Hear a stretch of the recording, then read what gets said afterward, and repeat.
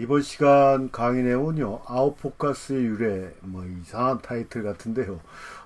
우리가 지난 시간까지 뭐, 아웃포커스, 펜포커스, 뭐, 이런 내용에 대해서 알았지 않습니까?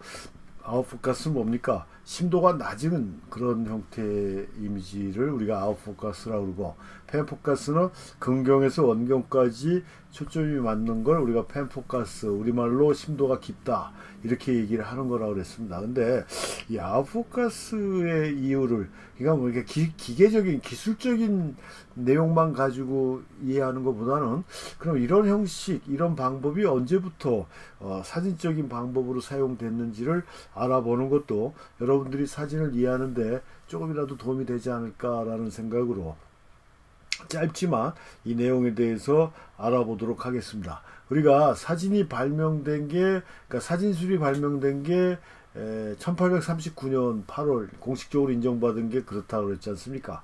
그래서 이제 사진술이 처음 나왔을 때는 뭐 묻지도 따지지도 않고 가장 이 사진하는 사람들의 근본적인 목표가 뭐였냐면 그 리얼리티라고 볼 수가 있어요. 그러니까 카메라라든가 감광 재료 자체가 아직 그 완성도가 떨어지는 단계였기 때문에 그 악조건 상태에서의 장비나 그 약품들을 가지고 최대한 실제와 가까운 형태로 재현해 내려고 부단히도 노력을 많이 했다라는 얘기입니다. 그래서 그 과정에서 굉장히 뭐 지금은 생각하면 좀 오래 걸린 거지만 그 당시만 해도 상당히 빠른 속도로 이 사진술의 변화가 이루어졌다라는 얘기예요. 변화가 이루어져서 사진술 발명 50년 만에 우리가 지금 현재 사용하고 있는 롤 필름이라는 시스템이, 그 다음에 휴대용 카메라 같은 소형 카메라들이 50년 만에 세상에 나타날 수가 있었다라는 얘기죠. 코닥에 의해서. 그렇게 현대 사진의 물꼬를 트기 시작했는데, 그 시기에 이제 초창기에 사진술이 발명되고 나서 굉장히 놀라고 했던 사람들이 기성층의 그런 예술가 집단이라고 얘기할 수가 있는데, 이제 어느 정도 정신 차리고 보니까 이제 생긴 지도 얼마 안 된 사진이라는 놈이 굴러온 돌이 박힌 돌 뺀다고 지들이 무슨 예술이다 아니다 이렇게만 설쳐대고 있는 게 이제 눈꼴이 사나웠던 거예요. 이게 진짜 못 봐주겠고 얄밉고 막 여러 가지 감정들이 복합적으로 일어났을 거 아닙니까? 막 엄청난 공격을 하기 시작한다라는 얘기입니다. 사진에 대해서.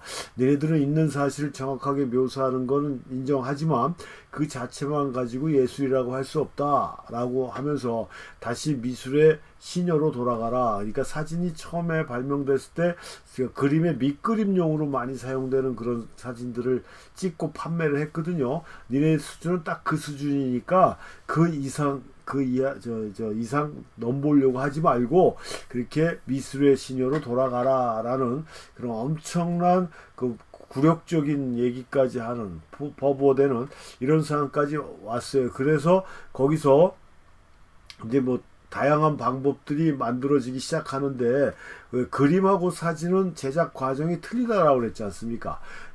뭐 제가 다른 강의에다 올려놓은 거지만 잠깐 말씀드리고 가면은, 그림은 플러스 예술이고요. 사진은 마이너스 예술이라고 그랬어요.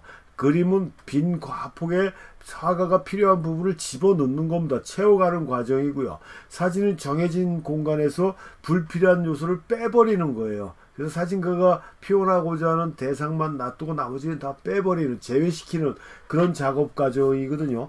작업 과정 자체가 완전히 180도로 틀린데, 그런 공격을 받다 보니까 초창기 사진가들의 대부분이 뭐라고 했습니까? 전업화가라고 그랬어요.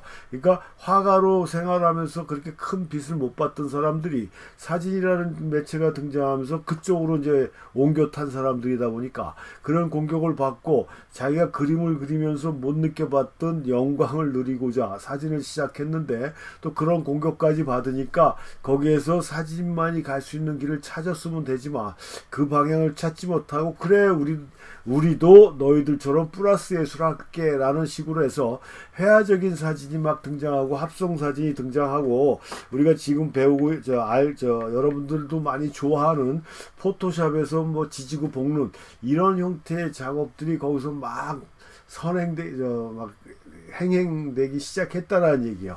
아주 잘못된 형태들인데 이 시간에 그걸 다 말씀드릴 수는 없고, 뭐 그런 식으로 쭉 오다가, 그래서 뭐 그런 시절의 사진을 보게 되면 그 중세 시절의 그런 종교와 같은 느낌을 볼 수 있는, 그러니까 현실에는 존재하지 않고 상상에 의해서 만들어지는 그림들, 사진들이 아주 그냥 사진계를 주름 잡아버렸다라는 얘기예요.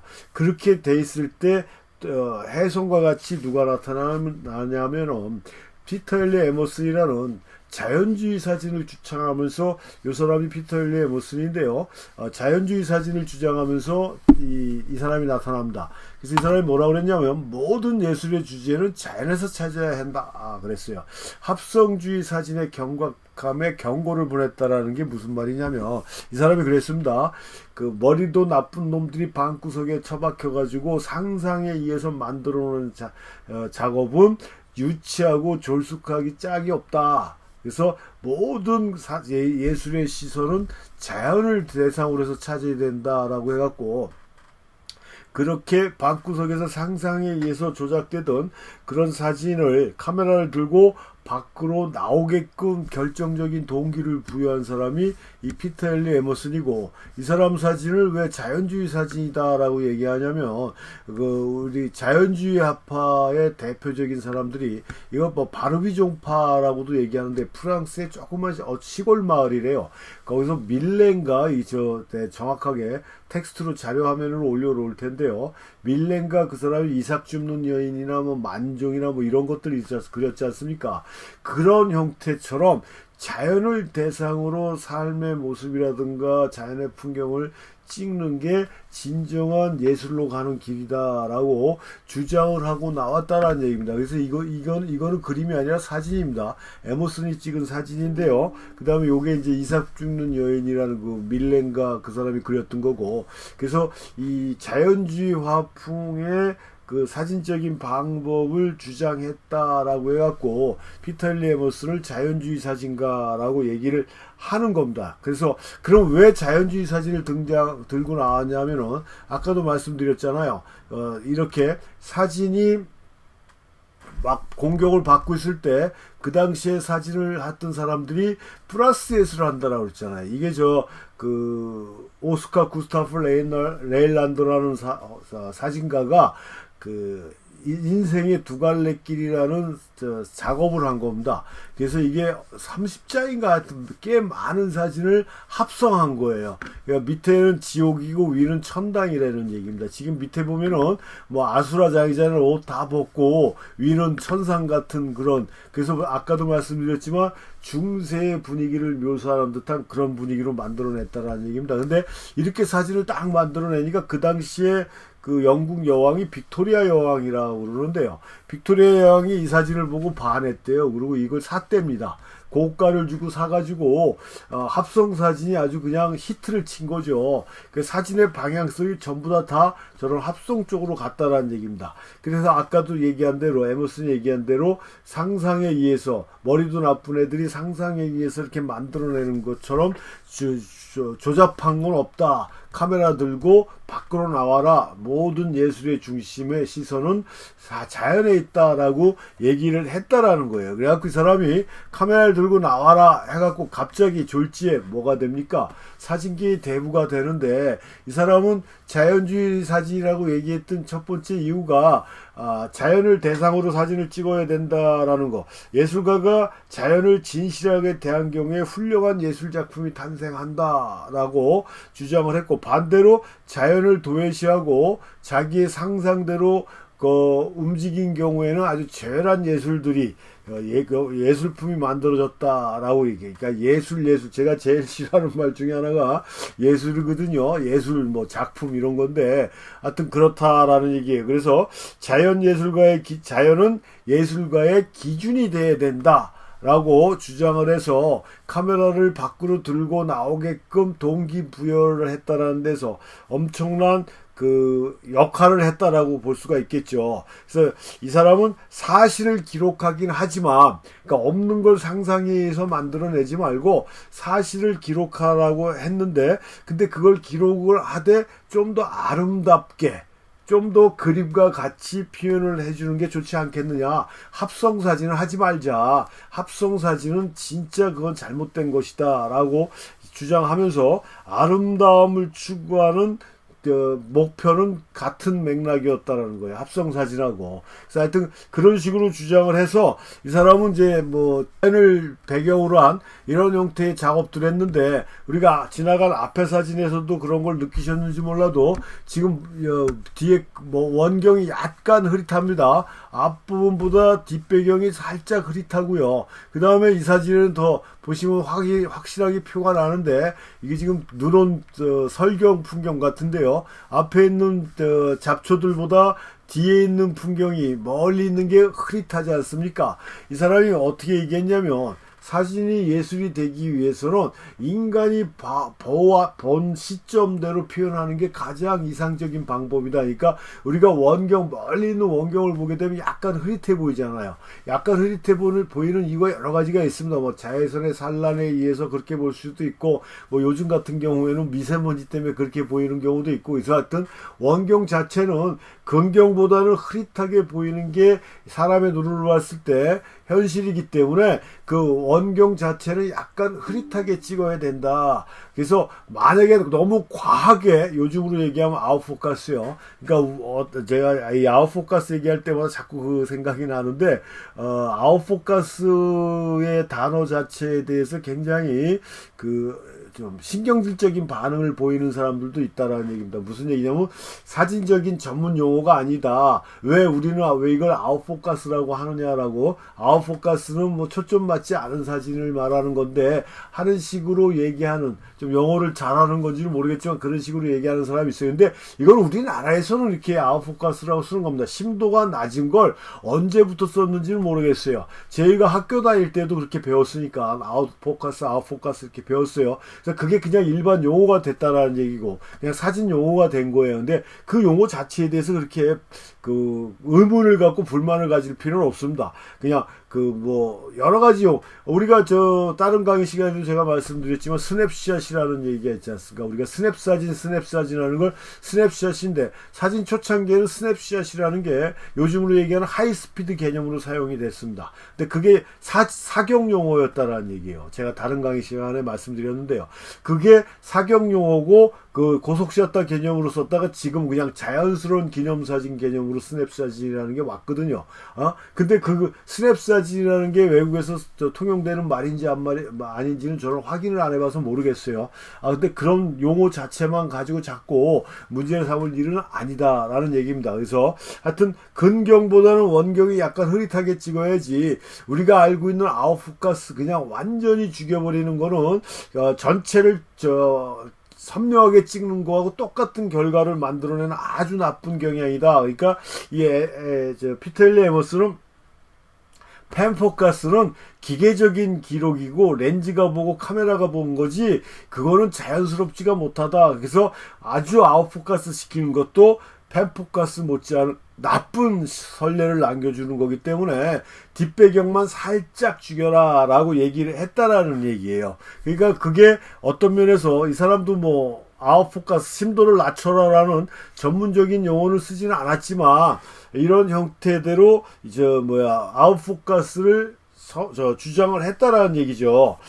이 동부 잉글랜드 쪽에서 사진을 많이 찍었던 것 같아요. 그래서 늪지대에서 생활하는 주민들의 이야기, 생활을 기록하는 이런 형태의 작업을 좀 더 인간적인 면에서 좀 더 아름답고 평화롭게 추구했던 그런 사진을 만들어냈던 사진가가 피터 헨리 에머슨이고, 그래서 이 합성 사진하고는 반대되는 개념이지만 아름다움을 추구하는 형태의 사진인데, 이걸 사람들이 이 모든 면에서 뭐가 있습니까? 추종자들이 있을 거 아닙니까? 추종자들이.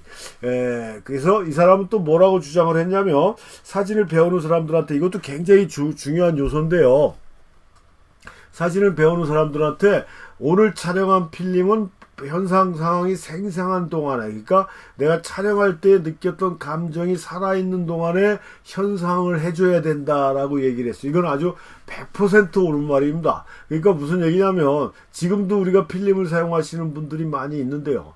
필름은 한번 빛을 받으면 현상이 되기 전까지 계속 미묘한 변화가 일어납니다. 빛이 한번 받아들였기 때문에. 근데 그게 시간이 좀 오래 가면 잠상퇴행이라고 그래가지고 콘트라스트라든가 뭐 여러 가지 문제가 생기고 또 한참 지난 다음에 그걸 현상했을 때 찍었을 때 당시의 감정이나 생각이 거의 생각이 안 나는 경우가 많다라는 얘기예요. 그러면은 프린트할 때 그 감정을 온전히 집어넣어줘야 되는데 그런 작업을 해줄 수가 없다라는 얘기죠. 그래서 그런 걸 주장한 거예요. 촬영된 필름은 촬영 당시의 상황이 생생한 동안에 현상하도록 권장했다라는 얘기고요.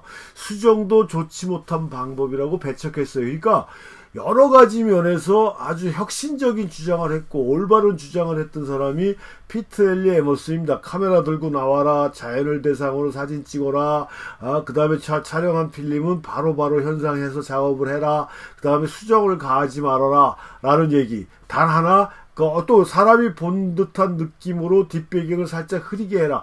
이것도 전혀 어떤 면에서는 그 사람의 주관적인 생각일 수는 있지만 옳은 말일 수도 있다라는 얘기입니다. 이런 식으로 사진에 정통의 기반을 둔 사진을 지향하는 방법을, 그러니까 어떤 면에서 스트레이트한 포토의 선두 주자적인 역할을 했던 게 피터 엘리의 에머슨이에요. 그 정도로 아주 그 당시만 해도 혁신적인 상황을 했는데 이 추종자들이, 이 에머슨을 따르던 추종자들이 아웃포커스를 에머슨이 하지 말라 그러는데 완벽하게 열어서 아웃포커스를 하다 못해 그거 갖고도 성이 안 차니까 소프트 포커스를 하고 뭐 하면서 또 인상파적인 그런 촬영 방법으로 사진을 또 바꿔버렸다라는 게 문제죠. 결론적으로. 지금 이 강의에서는 제가 그걸 말씀을 안 드리겠지만, 그래서 이 사람이 에머슨의 가장 큰 문제점이, 앞에 지금까지는 상당히 옳은 말만 했는데, 문제가 뭐가 있냐면은, 예술을 너무 추종한 나머지, 이 과학적인 근거를 아주 무시해버렸다는 얘기입니다. 과학과 예술은 정반대이기 때문에, 사진은 예술이기 때문에 과학적인 근거를 논할 필요가 없다라고 얘기하면서, 우리가 필름 감광재료의 특성 곡선이라는 게 있습니다. 감광재료의 필름이나 인화재에는 은이 발라져 있다라고 그랬어요. 그래서 빛을 많이 받은 은은 검게 변합니다. 덜 받은 은은 그렇지 않고요. 근데 빛을 주면 줄수록 계속 검은 게 농도가 진해지는 게 아니라 발라져 있는 은의 함량에 따라 어느 정도 받고 나면 더 이상 검해지지가 않아요. 그래서 그 특성 곡선을 보면 S자 곡선이라고 그래갖고 밑에서 처음에는 이렇게 낮게 가다가 빛을 받으면 상승 곡선을 타다가 어느 한정된 상황까지 가면 평행선을 그어버리거든요. 아무리 빛을 줘도 더 이상 검어지지가 않는 거예요. 그걸 S 곡선이라고 그러고, 허터와 드리필드라는 사람이 그걸 발견해냈다고 그래서 우리말로 특성 곡선, 시선 곡선 이렇게 얘기를 하는데 HD 곡선이라고 얘기를 합니다. 그 허터와 드리필드의 이니셜을 따갔고요. 근데 그게 이 피터 엘리 에머슨이 살던 동시대에 살았던 사람들이에요. 근데 이 사람은 사진은 예술이기 때문에 빛을 주면 줄수록 은의 농도는 진해진다라는 이상한 논리를 전개합니다. 그러니까 허터와 드리필드가 봤을 때 참 이상한 소리를 하고 있거든요. 그래서 불러가지고 에머슨 앞에서 그걸 실험을 시켜줘 봐요. 그랬더니 에머슨이 그걸 보고 내가 진짜 잘못 알았구나 라고 해서 알기 쉽게 말씀드리면 대부자리에서 물러난다는 얘기예요. 그러니까 물러날 줄 아는 아주 현명한 사람이었던 거죠. 그러니까 자기가 자연주의 사진에 그 부고장을 돌리고 자연주의 사진이 잘못됐다라는 부고장을 사망 선고를 하고 대부자리에서 내려온다는 얘기예요. 사진을 포기하지는 않습니다. 개인적인 작업을 했겠죠. 그게 이 사람이 얘기한 그 가장 큰 논쟁거리였던 거고, 그로 인해서 사진계의 대부에서 물러섰던 이런 사람이고, 이 피터 엘리 에머슨, 우리가 사진사에서 굉장히 중요하게 여기는 알프레드 스티그리츠라는 사람이 독일로 유학 갔을 때 에머슨이 주최했던 공모전에서 에머슨이 알프레드 스티그리츠한테 대상을 준, 그 다음에 알프레드 스티그리츠한테 천재라고 얘기했던 사람 중에 한 사람이 또 이 피텔리 에머슨이거든요. 그렇게 해서 상황이 자연주의 사진이라는 게 끝났는데, 그러고 나서 아까 얘기한 대로 에머슨의 그런 추종자들이 더 막 극성스럽게 아웃포커스를 더 심하게 하고 소프트 포커스에다가 조립자를 이용한 점묘화 기법이라든가 이런 걸 사용해서 아주 픽토리얼리즘을 좀 더 부각시키는, 아주 그림을 모방하는 아주 그 경지까지 올라가는 그런 상황까지 만들어버리는 부작용이 이루어졌다라는 점이죠. 그런 것들이 하여튼 에머슨부터 출발했던데, 에머슨이 했던 역할은 아까도 말씀드렸지만 상당히 좋은 얘기들을, 좋은 주장을 많이 했어요. 과학적인 논리만 빼고요. 그래서 아까 얘기한 대로 에머슨의 신봉자들은 연초점 작품을 계속 만들어 나갔으며, 이런 풍전은 영국에서 세계로 퍼져나가고 점점 사진의 연초점 시대가 만들어진다 해서, 제가 강의 중에 했던 그 20세기를 빛낸 사진가들에 보면은 그 초창기 사진가들, 뭐 엔젤 아담스도 마찬가지고, 에드워드 웨스턴, 이모젠 커닝엄, 뭐 알프레드 스티그리치, 뭐 에드워드 스타이켈, 이런 사람들이 초창기의 사진은 다 연초점에 의한 사진들이었거든요. 그게 사롱 사진이라고 얘기하고, 픽토리얼리즘, 회화주의 사진이라고 얘기하고요. 그런 형태의 사진이 이제 이 에머슨 시대 이후에 나온 사진가들에 의해서 전 세계를 휩쓸어버리는 그런 전염병과 같은, 베린스 에버튼은 아주 엄청난 무서운 전염병이라고 얘기할 정도로 잘못된 결과물을 만들어냈는데, 하여튼 에머슨이 이런 아웃포커스라고 딱 잘라서 주장은 하진 않았지만, 아웃포커스의 이유를, 아웃포커스와 같은 형태의 사진 작업을 사진의 목표로 만들어 놨다. 인간적인 시점에, 인간적인 관점에서 봤을 때 그렇게 찍어야 된다라고 주장을 했던 그런 사진가가, 그래서 그런 이유에서 제가 아웃포커스 사진의 원조격인 사람으로 에머슨을 설명을 해드리는 겁니다. 그래야 좀 더 아웃포커스가 어떤 용도로 사용됐고 어떤 형격을 갖고 있는지를 이해하는 게, 사진을 좀 더 이해할 수 있는 방법이기 때문에 이 부분을 넣었다라는 걸 말씀드리면서 수업을 마치겠습니다.